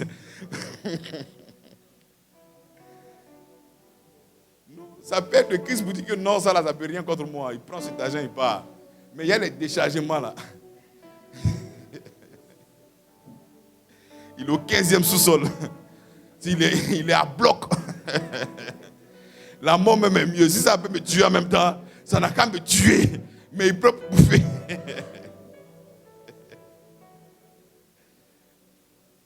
Il nous a donné le pouvoir. Quand je parle aujourd'hui de l'évangile, je suis tellement content. Le vieux nous a laissé tellement de parcelles. Le vieux, mon papa, il était comme un roi. Il y avait tellement de parcelles, mais les gens ont volé. Va réclamer. Ça fait rien, ils ont pris, non? Dieu va renouveler. Affaire d'héritage. Tu vas mourir, hein? Ça ne fait rien, le Seigneur va renouveler. Mais aujourd'hui, tu as cette assurance-là d'aller au village. De t'asseoir avec les douanes. Et on te dit, le gars, il est sorcier. Et puis toi, tu le regardes et tu causes avec lui. Les gars se demandent, mais comment est-ce que tu fais? Il n'y a pas fait de comment. C'est le Christ qui te donne cette sérénité-là. Et il est en toi. Aucune personne ne pourra te vaincre. Et c'est comme ça que tu avances par la foi. Mais on te voit stable. Mais on dit, le gars là, mais il marche, il est serein. Mais bien sûr, parce que je sais qui il marche. Je ne suis pas en train de marcher avec un homme. Ils sont allés frapper Ouintin Pierre. Il arrive, il a appelé son ami Vieux Foula. Vieux Foula a mis ses basses. Quand il est arrivé, il a vu un maître de karaté. Il a cassé briquet. Il dit, mais tu ne m'as pas dit ça. Tu ne m'as pas dit ça. Moi, il pensait qu'il y avait fait un humain et qu'il casse briquet. Donc, si c'est un homme là, il peut partir à n'importe quel moment. Mais le Christ, la puissance qui est en toi, mais tu es inébranlable. Tu es inébranlable. Aucune personne, rien, personne, je dis aucune personne. Voilà pourquoi, dans cette conscience que Christ est avec toi, mais tu n'as pas peur de répandre l'évangile. Tu n'as pas peur. Et arrêtez-moi ces excuses-là.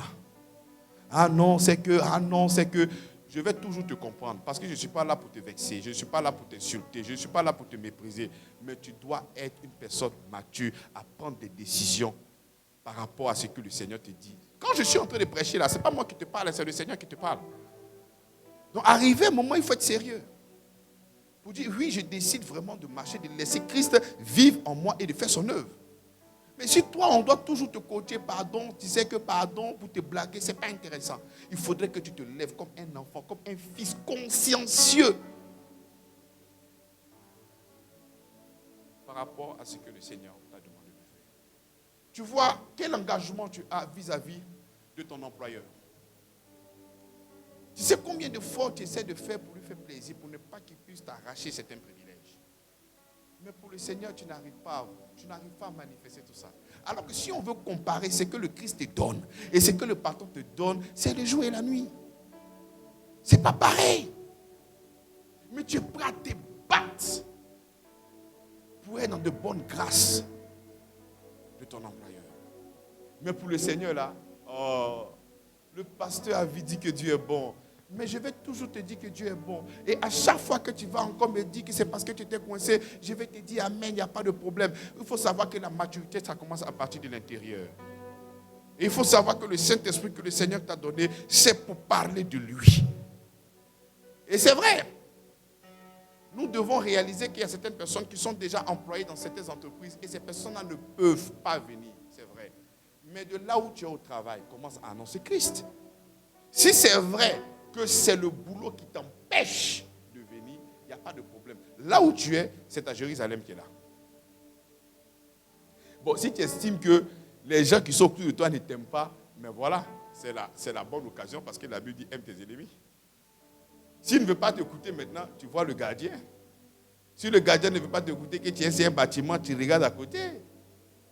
Il y a les gars de cabine, là où tu vas faire Orange Money, là où tu vas manger, là où tu vas acheter de l'eau. Mais tout ça, ce sont des personnes. Pas ta manière même de répondre à celui qui entre dans ton bureau. C'est une évangélisation. Oh mon frère, que la grâce de Dieu soit avec toi. Il sera tellement étonné. Et quand il va sourire, voici l'opportunité pour que tu puisses saisir enfin de lui parler de Jésus-Christ. C'est vrai que nous sommes dans un cadre professionnel, mais en 2 minutes, on peut faire parler de Christ. En 2 minutes, nous pouvons dire tout de lui. Donc il dit, je vous ai donné le pouvoir de marcher sur les serpents et les scorpions et sur toute la puissance de l'ennemi. Il dit toute la puissance, pas certains, il dit toute la puissance de l'ennemi et rien ne pourra vous nuire. Il dit absolument rien ne pourra vous nuire.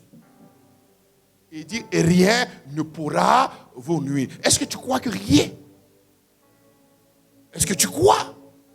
Est-ce que tu crois? Si tu crois, lève-toi et annonce l'évangile. Nous prenons maintenant notre apôtre, 1 Jean, chapitre 1, à partir du verset 1 à 3. L'apôtre Jean. Il dit, ce qui était dès le commencement, ce que nous avons entendu, ce que nous avons vu de nos yeux, ce que nous avons contemplé et que nos mains ont touché, concernant la parole de vie. Car la vie a été manifestée, et nous l'avons vue, et nous nous rendons témoignage. Et nous vous annonçons la vie éternelle qui était auprès du Père et qui nous a été manifestée. Ce que nous avons vu et entendu, nous vous l'annonçons à vous aussi, afin que vous soyez aussi, vous soyez en communion avec nous. Or, notre communion est avec le Père et avec son Fils Jésus-Christ. Voici le message de Jean. Jean fait partie des colonnes de l'Évangile. Lorsque nous sommes en train de parler de l'amour de Dieu, ne cherche pas beaucoup d'apôtres. Jean parle beaucoup de l'amour de Dieu. Beaucoup. Il parle du cœur de Dieu. Il parle vraiment du cœur de Dieu. Alors, si tu veux véritablement être dans le cœur, dans cette vision du Seigneur, voici ce que tu dois faire. C'est d'annoncer l'Évangile.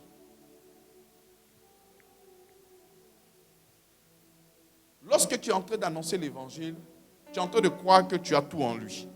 Parce que si tu n'as pas tout en lui, tu vas aller chercher l'argent. Tu vas aller chercher à manger. Tu vas aller chercher à faire beaucoup de choses. Mais tu dois croire que tu as déjà tout en lui. Tout. Tu as déjà tout. Je n'ai pas besoin de courir ça et là. Je ne suis pas en train de dire que tu ne dois pas travailler. Mais je suis en train de dire que si tu dois aller prier, jeûner, afin que tu aies le boulot, tu n'as pas besoin de ça. En Christ, nous avons tout. C'est lui qui nous accompagne. La Bible déclare que le bonheur et la grâce t'accompagnent tous les jours. Donc la force que nous avons, revêtue de son esprit, c'est pourquoi? C'est pour apporter l'évangile, les gars. On doit arriver à un niveau où chaque jour est une opportunité pour nous, afin de pouvoir parler de l'évangile. Le jour que je n'ai pas de voiture, que je prends un Yango, le gars là, je lui parle de Jésus-Christ. Je me retrouve au marché, dans un magasin de vêtements, où je me trouve, je leur parle de Jésus. J'ai des amis même indiens, à force de leur parler de Jésus, eux aussi ils ont commencé à me parler de leur Jésus aussi. Leur Jésus là-bas, il s'appelle Christi. Il faut que tu annonces l'évangile. Parle de l'évangile. Parle de l'évangile. Bien-aimés, c'est à ça que nous sommes appelés. Et lorsque nous serons en train d'obéir, parce que ça c'est de l'obéissance, n'oubliez pas que la Bible déclare qu'il nous donnera un cœur obéissant. Mais pourquoi un cœur obéissant? À cause de la recommandation qu'il nous donnera de faire de toutes les nations des disciples. Est-ce que tu considères cette parole-là? Quelle que soit la personne qui se présente, qui se présentera devant toi, il faut lui parler de Jésus-Christ. Je suis à la maison, Canal passe. Ah non. Tu veux quoi, Canal abonnement? Jésus-Christ. Tu leur parles de Jésus-Christ.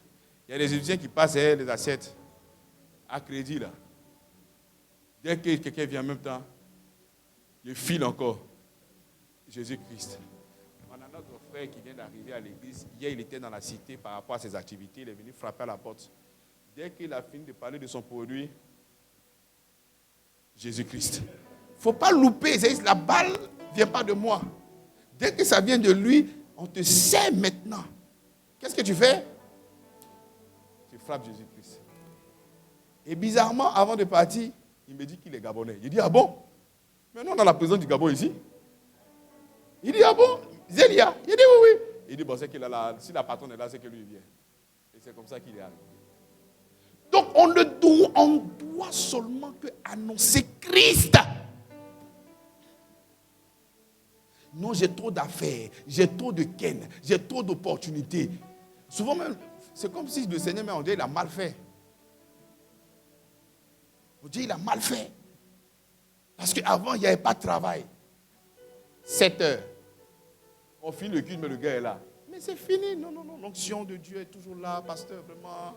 Il dit, hé, mon fils là, petit chargement. Mais il est où? Pasteur, c'est que tu viens de rester le travail. Tu m'as donné le travail. Le pied est levé. Il est parti. Kaya, kaya. Nous devons parler de Christ. Il sait que ce que je vais dire là, il va me suivre. Parce qu'il suit beaucoup sur Internet. Il y a mon frère, avec Lucien, il était planteur. Il était à Dokano. Prieur! Il prie qu'il vient comme ça. Il prie, prie. Prie seulement. Petit cassa en ville. Petit chargement. À Ville International. Il dit, qu'est-ce qu'il dit, pasteur? Il dit, non, il te donne le flambeau. Le coupé décalé tout fort. Non, il est dans le coupé décalé. Ce que tu dois comprendre, frère, c'est que nous sommes là pour Christ. Il ne faudrait pas qu'une chose vienne voler l'adoration de notre Seigneur Jésus-Christ. Rien. Quel que soit ton boulot. Et vous voyez, vous avez un leader qui est sérieux. Moi, je ne te dirai jamais ce que je ne fais pas. Ce que j'arrive à faire dans ma propre vie, là, je suis capable aussi de te l'enseigner. Donc quand je te dis que tu peux te priver pour le Seigneur, je sais aussi le faire. Je ne suis pas là pour faire un culte à ma personne. Mais ceux qui me connaissent véritablement savent que je fais beaucoup de concessions, beaucoup de sacrifices. Non pas pour être béni parce que je le suis. C'est la preuve que le Seigneur m'a tellement béni que je suis prêt aussi à souffrir avec lui. Et rien ne pourra m'enlever ça. Rien. Rien ne pourra m'enlever. Parce que je sais qu'il a tout fait pour moi. Je n'ai qu'une vie en lui. En dehors de lui, je n'ai rien. Lève-toi et prie le Seigneur. Dis-lui que tu as compris que le Saint-Esprit en toi a fait de toi un témoin. Que tu sois un homme, que tu sois une femme, que tu sois un jeune homme, que tu sois une jeune fille. Il faut savoir que le Saint-Esprit en toi te donne cette capacité de parler de lui. Que tu sois un doyen. Mais pour parler seulement de lui. Peut-être tes activités sont tellement énormes, mais il faut savoir aussi qu'on a besoin de partenaires. On a besoin aussi de partenaires.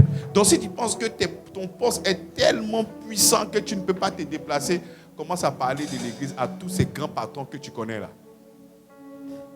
Pour que la bénédiction vienne, pour que cette mission aussi puisse grandir, on doit aller sur tous les médias. Tous les médias, tous les médias. Et ça nécessite beaucoup de moyens.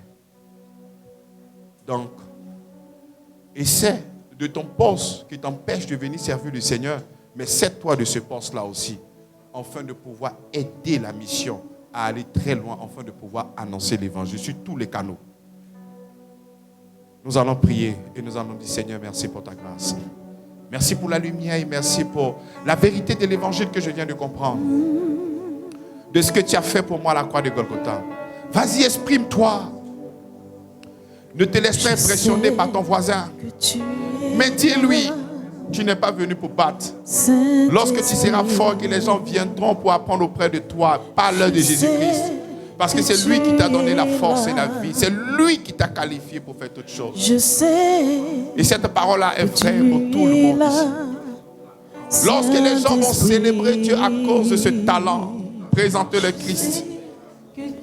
Parce que c'est lui qui est tout pour nous. Je sais que tu Seigneur, merci. es là. Je ne t'ai pas brillant à l'école, mais grâce à toi ici, je suis ton serviteur. Je suis honoré par plusieurs personnes. C'est une grâce, une grâce, une grâce. Je sais que tu Je ne pouvais pas imaginer qu'au travers de ma vie, j'allais construire la foi de certaines personnes. Je suis infiniment reconnaissant. Et aujourd'hui, avec cette prédication, je réalise encore que ton esprit vient pour que je sois un témoin. Seigneur, je témoigne déjà ton nom. Et je veux encore aller en profondeur et parler de toi dans ta totalité, Seigneur. Merci, Seigneur, pour ton amour. Merci pour ceux et celles que tu m'as donné dans cette mission. Merci pour le groupe musical. Merci pour le diaconat. Merci pour les responsables. Merci pour mes évangélistes. Merci pour mes enseignants. Merci pour mes docteurs. Merci pour toutes ces personnes qui se manifestent maintenant par le Saint-Esprit. Merci parce que tu touches encore. Tu leur révèles que la mission, c'est de parler de toi. La mission, c'est de parler de toi. La mission, c'est de te parler de toi. La mission, c'est de te faire connaître au monde entier. Tu mets ta main sur ton cœur. J'ai reçu la puissance du Saint-Esprit. J'ai reçu la puissance du Saint-Esprit. J'ai reçu la puissance du Saint-Esprit. Le Saint-Esprit est venu sur moi. Il est venu en moi, afin que je sois témoin. Je prends l'engagement de témoigner de ton amour, Seigneur. De parler de toi, Seigneur. De parler de ta grâce, Seigneur. De parler de l'évangile, Seigneur. Je décide ce matin. Je prends cette décision. Étant conscient de faire la promotion de ton œuvre. De faire la promotion de ta grâce. De faire la promotion de l'évangile. Rien ne pourra m'arrêter. Ma vie prend un sens maintenant. De savoir que le Saint-Esprit, c'est de parler de toi. C'est pour parler de toi. C'est pour parler de toi. Qui d'autre à part toi serait capable de parler de toi? Voilà pourquoi le Saint-Esprit en moi me donne cette capacité de pouvoir t'annoncer avec exactitude au nom de Jésus-Christ. Au nom de Jésus-Christ, je prends autorité sur mon propre corps. C'est moi qui domine mon corps. C'est moi qui domine mon âme. Et je vais l'envoyer là où l'Esprit va me conduire. Là où l'Esprit va me conduire. L'Esprit va me conduire d'annoncer Christ. Et c'est Christ que tu vas annoncer. Toi, membre, ton pied sera vraiment rapide, pressé pour annoncer le Christ. Tu ne seras pas pressé pour faire le mal, pour faire la méchanceté, mais tu seras pressé afin de faire connaître le Christ. Afin de faire connaître le Christ. Au nom de Jésus-Christ. Les sentiments de tristesse, de désarroi ne vont pas m'empêcher d'annoncer le Christ. D'annoncer le Christ et d'être témoin de son œuvre à la croix. Je prends cette décision. Au nom de Jésus-Christ, cela sera une preuve que je crois véritablement en toi. Acclame le Seigneur au nom puissant de Jésus-Christ. Merci Seigneur pour ton amour. Merci Seigneur pour ta grâce. La foi de ceux et celles que tu as lavés par ton sang. Consciemment, ils ont parlé au soir de ce séminaire. Qui seront là pour parler que de toi, Seigneur. Merci pour ce moment formidable que nous avons passé dans ta connaissance, dans ce séminaire, la Pentecôte. Seigneur, tu nous as extrêmement fait du bien. Et nous allons plonger nos regards sur ce que tu nous as annoncé. Et nous n'allons pas mettre aux oubliettes toutes ces vérités que nous avons compris. Merci Seigneur parce que par ta capacité, par ta force qui est en nous, nous arrivons à marcher au nom puissant de Jésus-Christ. Nous acclamons son nom. Nous acclamons Jésus-Christ. Nous acclamons Jésus-Christ. Nous acclamons le roi des rois, le Seigneur des seigneurs, Alpha et Oméga. Oh, mon âme est... Je suis ton enfant. Tu m'as engendré et tu m'as donné les nations en héritage, ainsi que les extrémités de la terre pour possession. Toute activité et tout projet me sont favorables. Au nom de Jésus. Ô Éternel, mes adversaires sont nombreux. Combien disent que je vais rétrograder ou abandonner la foi, ou que je ne mérite pas ta grâce, ni ton amour. Mais toi, ô Père, tu es mon bouclier et ma gloire. Tu relèves ma tête et réponds à mes besoins, sans même t'avoir demandé, sur la montagne de Sion. Je me couche, je m'endors, puis me réveille, car tu es mon soutien. Je ne crains pas les miracles d'obstacles qui m'assaillent de toutes parts, car toi seul, ô Éternel, tu assures ma sécurité en ton nom. Voici le message adressé par l'Éternel à Zorobabel. Ce n'est ni par la puissance, ni par la force, mais c'est par mon esprit, déclare l'Éternel des armées. C'est toi qui as formé mes reins. Tu m'as tissé dans le sein de ma mère. Je te loue parce que j'ai été fait d'une manière si merveilleuse. Tes œuvres sont admirables et cela est bien connu de mon âme. Celui qui n'a point connu le péché a été fait péché pour moi, afin qu'en lui, je sois rendu juste devant Dieu. Le Seigneur dit de moi, je suis la guérison de Dieu en Christ. Je suis la faveur de Dieu en Christ. Je suis la bénédiction de Dieu en Christ. Je suis la sagesse de Dieu en Christ. Car j'ai reçu de sa plénitude grâce sur grâce. On acclame le Seigneur. Salue ton frère, salue ta sœur.